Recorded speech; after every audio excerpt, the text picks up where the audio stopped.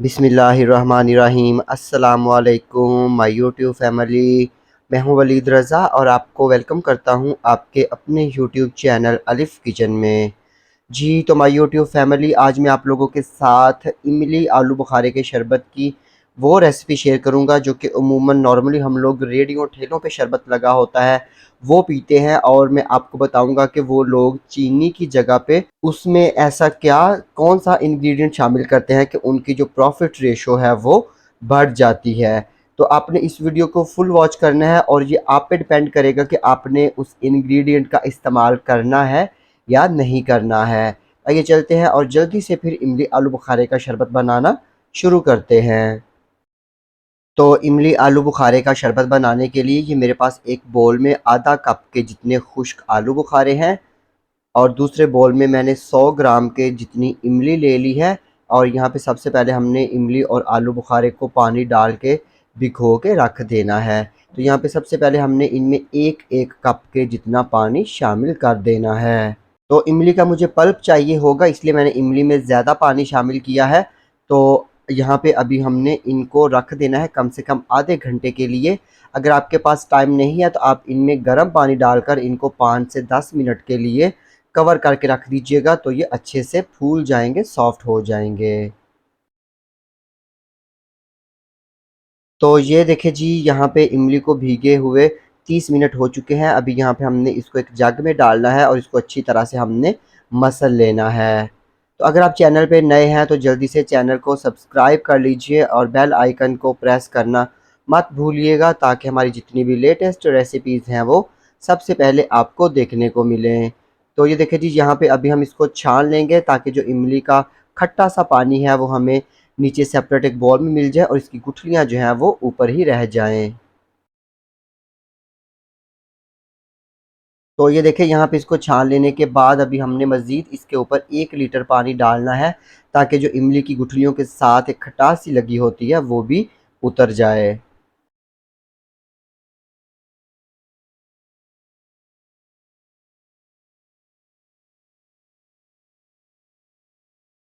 तो ये देखिए, दूसरी साइड पे जो हमने आलू बुखारे भिगो के रखे थे, इसका जो पानी है वो हमने सेपरेट एक बाउल में निकाल लेना है, और जो आलू बुखारे थे भीगे हुए, इनको हमने साइड पे कर देना है।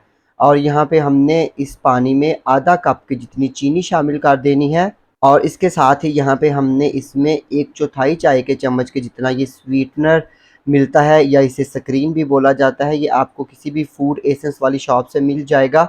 ये हमने डाल देना है। जो हम रेडी ठेलों से शरबत लेकर पीते हैं, जो सा मर्ज़ी शरबत हो उसमें इसी स्क्रीन का या स्वीटनर का इस्तेमाल करते हैं। तो अगर आप इस स्वीटनर को इस्तेमाल नहीं करना चाहते तो आप कम से कम इसमें 2 कप के जितनी इस स्टेज पे चीनी शामिल कर दीजिएगा, क्योंकि ये जो स्वीटनर है ये कम से कम 16 लीटर पानी में इस्तेमाल होता है। और यहाँ पे हमने इसको अच्छी तरह से मिक्स कर लेना है, ताकि जो हमने इसमें आधा कप की चीनी शामिल की है वो भी अच्छे से इसमें हल हो जाए।